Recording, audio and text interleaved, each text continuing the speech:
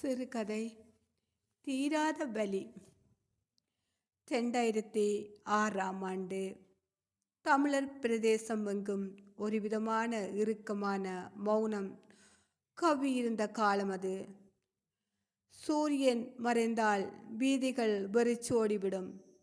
ஒவ்வொரு சந்திக்கும் ஒரு இராணுவ சோதனை சாவடிகள், துப்பாக்கி ஏந்திய ஆமிக்காரர்கள், முள்ளுக்கம்பிகள், இரவின் அமைதியை கிழிக்கும் நாய்களின் ஊளைச் சத்தம். இதுதான் அன்றைய யாழ்ப்பாண மக்களின் வாழ்க்கை. யாழ்ப்பாணத்தை சேர்ந்த பூரணம் வீட்டில் அன்று வழக்கம் போலத்தான். இரவு உணவு முடிந்தது. படுக்கைக்கு சென்ற உறக்கத்தில் இருந்தபோது பூரணத்தின் செல்வ மகள் ரம்யா திடீரென அலறிய சத்தத்தில் பெற்றோர்கள் பதறி அடித்து கொண்டு எழுந்தார்கள். என்ன பிள்ளை என ரம்யாவின் தலையை தடவியபடி தாயார் கேட்க, அம்மா இந்த காலில் ஏதோ கடிச்சு போட்டு வலிக்குது என ரம்யா அழ, தாயார் குப்பி விளக்கு தூக்கி பார்த்தார்.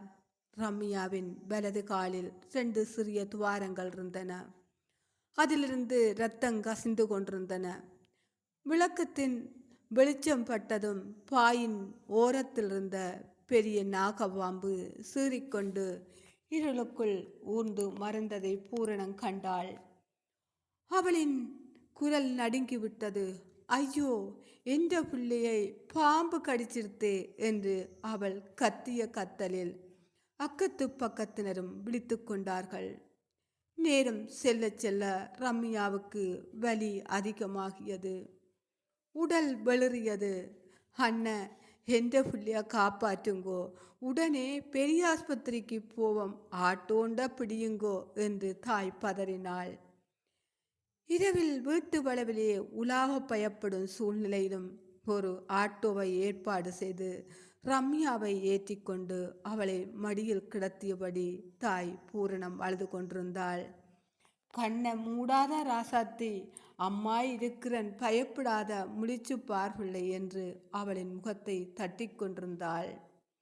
ஆட்டோ இருளை கிழித்து கொண்டு வேகமாக யாழ்ப்பாண ஆஸ்பத்திரி நோக்கி விரிந்தது. ஆனால் அந்த பயணம் அவ்வளவு எளிதானதாக இருக்கவில்லை. சற்று தூரம் சென்றதுமே கண்களை கூசச் செய்யும் பெரிய டோர்ச் லைட் வெளிச்சம் வாகன முன்பக்கம் அடித்தது. இராணுவ சோதனை சாவடி பாதையின் நடுவே பெரிய இரும்பு முள்கம்பிகள் இழுத்து மூடப்பட்டிருந்தன. ஆட்டோ பிரேக் அடித்து நின்றதும் துப்பாக்கியை நீட்டிபடி 2 இராணுவத்தினர் கத்திக்கொண்டே வந்தார்கள்.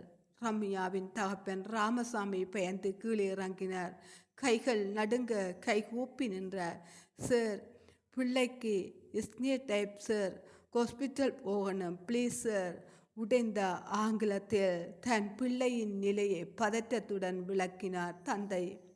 ஆனால் அந்த ஆமிக்காரன் முகத்தில் எந்த ஒரு சலனமும் இல்லை. அவன் பின்னால் டோர்ச் லைட்டை அடித்தான். அங்கே மரண வழியில் துடித்து கொண்ட ரம்யா சிறுமியை அவளை கட்டியணைக்கு தாயும் அவளது கண்கள் பார்த்தன. ஆனால் அவனிடம் ஒரு துளி இரக்கமும் பிறக்கவில்லை. பாஸ் எடுத்தாச்சா, இப்போ போக இயலாது என்று அலட்சியமாக சொல்லிவிட்டு தன் வாயில் இருந்த சிகரெட்டை ஆழமாக இழுத்து ஊதி தள்ளினான். ஐயா, எந்த பிள்ளை துடிக்குதையா, விஷம் ஏறுது, புண்ணியம் கிடைக்கும் சார், விட்டுடுங்கோ என்று ஆட்டோவில் உள்ளே இருந்து அந்த தாய் கை கூப்பி மன்றாடினாள். அவளின் அழுகுரல் அந்த நள்ளிரவில் ஒரு பாவப்பட்ட ஜீவன் இறுதி மரண ஓலம் எதிரொலித்தது. ஆனால் அந்த அதிகார வர்க்கத்தின் காதுகளுக்கு அது வெறும் இரைச்சலாகவே கேட்டது. இன்னொரு ஆமி வந்து டிக்கியை திறக்க சொன்னான்.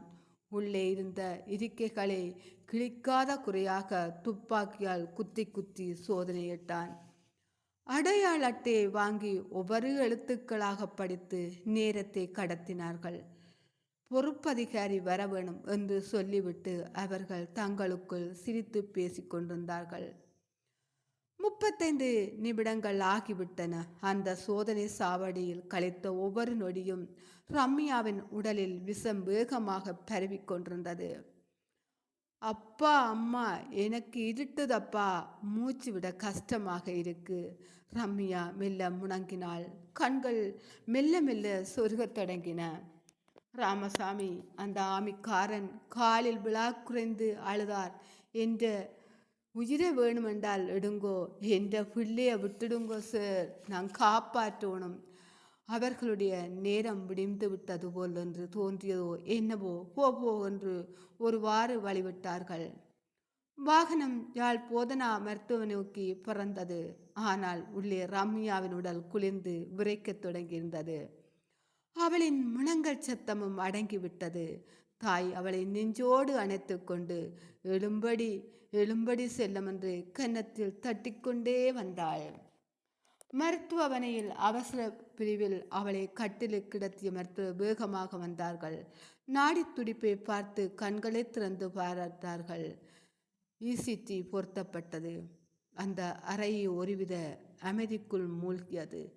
சில நிமிடங்கள் பரிசோதனைக்கு பிறகு அந்த மருத்துவர்கள் வெளியே வந்தார். அவர் முகம் இருண்டிருந்தது. ஏன் இவ்வளவு லேட் பண்ணினீங்கள்? ஒரு அரை மணித்தியாலம் சரியா முந்தி வந்திருந்தா இந்த குழந்தைய காப்பாற்றி இருக்கலாம். விஷம் எல்லாவிடம் பரவிட்டது. தாய் பூரணத்துக்கு உலகமே சுழது போல் இருந்தது. அந்த வார்த்தைகள் அவர் காதுகளில் ஈயத்தை காய்ச்சி ஊற்றுவது போல் கொதித்தன. அரமணித்தியாலம் அந்த செக் பாயிண்டில் அந்த ஆமிக்காரங்கள் சிகர் பிடித்து கொண்டு தங்களுக்குள் சிரித்து பேசிக்கொண்டிருந்து கடத்திய அதே அரமணித்தியாலம்தான். உள்ளே இருந்து ஐயோ என்ற தெய்வமே, என்னை தவிக்க விட்டு போயிட்டு என்று அந்த தாயின் அலறல் மருத்துவமனையின் சுவர்களை தாண்டி அந்த நள்ளிரவில் வானை கிழித்தது.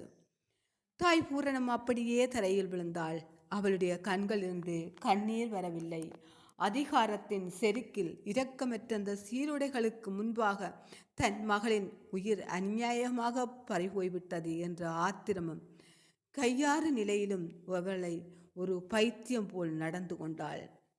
வெள்ளை துணியால் போர்த்தப்பட்ட 10 வயசு சிறுமி ரம்யாவின் உடல் யாழ்ப்பாணம் அந்த இருண்ட இரவில் நீதியின் கதவுகள் எத்தனை முறை தட்டப்படும் திறக்கப்படாமலே போனதற்கு ஒரு மௌன சாட்சியாக கிடந்தது. ஒருவேளை அந்த செக் பாயிண்டில் இல்லாதிருந்தால் அன்று அவள் இன்னொரு காலை சூரியனை கண்டிருப்பாள். ஆனால் அந்த நள்ளிரவு சோதனை சாவடிகள் சிறுமி ரம்சியாவை நிரந்தரமாகி உறங்க விட்டு விட்டார்கள். ஆனால் பெற்றோர்கள் மூழ முடியாது வலியில் தவித்து கொண்டிருக்கிறார்கள்.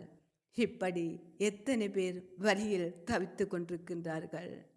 நன்றி.